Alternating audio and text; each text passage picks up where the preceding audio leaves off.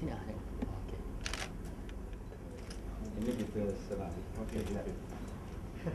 Ini kita serah. Ini kita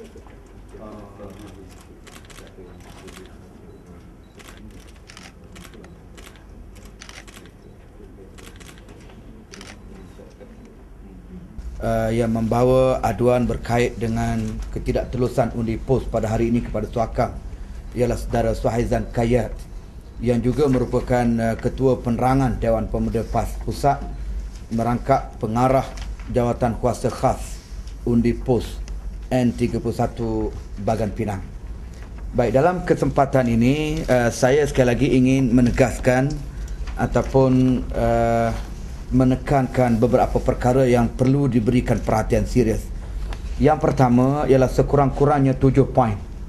7 poin yang telah diadu kepada Suakam. Yang penting, yang utama 9 sebagaimana dalam memorandum ataupun dalam lampiran aduan rasmi yang kita serahkan kepada Datuk Siva sebagai Putrajaya Suakam sebentar tadi.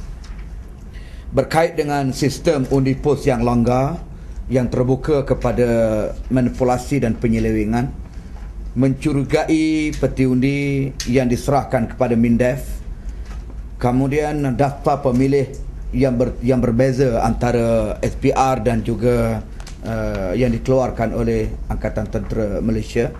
Kemudian kita melihat double vote ataupun pengundi bertindih ada 253 senarai nama. Kemudian yang kelima, pengambilan sampul keutamaan undi di luar daripada masa mengundi, yang saya kira ini adalah bertentangan dengan amalan demokrasi yang telus.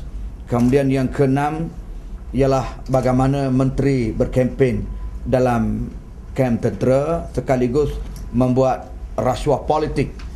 Ianya adalah tertakluk di bawah Akta Kesalahan Pilihan Raya 1954 perkara 10. Kemudian yang ketujuhnya ialah pengakuan bekas anggota tentera yang bertaraf sarjan yang telah pun direkodkan secara rasmi di hadapan SPR sendiri, yang boleh dikemukakan untuk bukti berlakunya dan pernah berlakunya penyelewengan dalam undi pos. Ini fokus yang pertama. Dan hari ini kita bawanya kepada Suakam setelah kita mengambil pelbagai ruang yang ada sebelum daripada ini. Kita juga telah membuat laporan polis. Kita telah mengadakan dialog dan memo kepada SPR. Kita juga telah membuat aduan rasmi dan penyerahan bukti kepada SPRM. Dan sebelum daripada ini kita juga telah mengadakan satu demonstrasi besar di bawah Bersih bagi menuntut ketelusan dalam sistem demokrasi, khasnya pilihan raya, dan menuntut hapuskan undi pos. Setakat ini kita nampak kesannya tidaklah sangat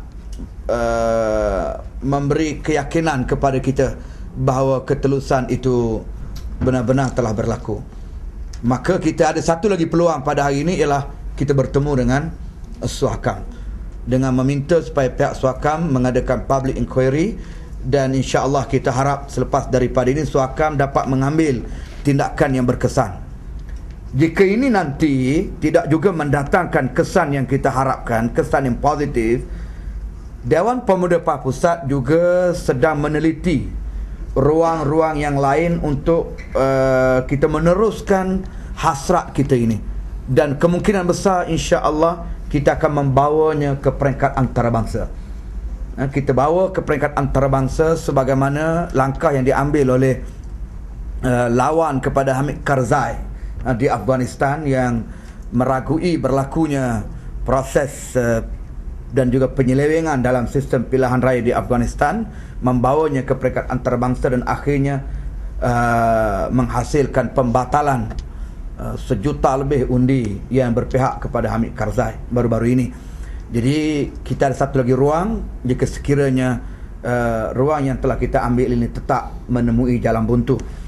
Kemudian yang kedua, Dewan Pemuda PAS Pusat masih menegaskan satu komitmen kita untuk mendesak kerajaan dengan slogan baru mereka, rakyat didahulukan dan pencapaian diutamakan, ini segera mengambil langkah menghapuskan undi pos. Kerana undi pos ini tidak menggambarkan pencapaian yang standard ataupun pencapaian yang bersih, pencapaian yang baik. Sebaliknya apa yang ada ialah pencapaian yang korup, pencapaian yang lemah.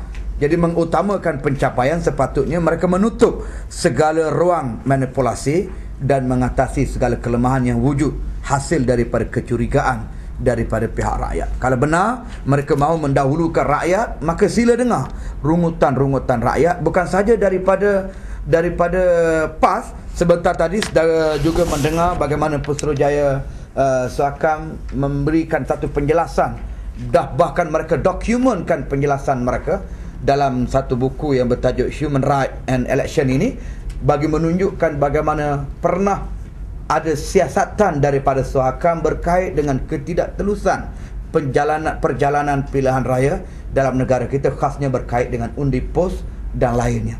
Jadi oleh kerana itu, ia bukan semata-mata datang daripada parti PAS yang bersifat pembangkang pada pandangan mereka, tetapi datang daripada penyiasat yang bebas, datang daripada pemantau pilihan raya, Mafrel dan seumpamanya, yang turut menyuarakan perkara yang sama. Dan satu NGO bersih satu ketika dulu juga mendesak perkara yang sama, yang menghimpunkan banyak badan-badan NGO dalam negara kita yang memantau perjalanan demokrasi negara kita. Perkara yang ketiga, saya nak ambil kesempatan di sini, saya nak sebut bahawa kemenangan Barisan Nasional di Bagan Pinang dengan majoriti besar baru-baru ini adalah dibiayai sepenuhnya oleh undi pos. Jika tidak kerana undi pos, mereka tidak akan menang sebesar itu. Mungkin mereka menang, tetapi mereka tidak menang sebesar itu. Maka Barisan Nasional sebenarnya tidak boleh berasa selesa dengan kemenangan yang dikatakan majoriti besar yang berpihak kepada mereka.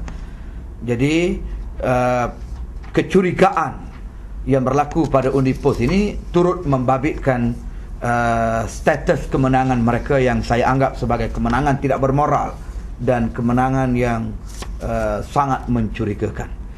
Jadi itu jadi bukan wakil rakyat lah, dia jadi wakil pos lah. Sebab itu banyak datang daripada undi pos. Baik, itu saja yang saya nak tegaskan di sini.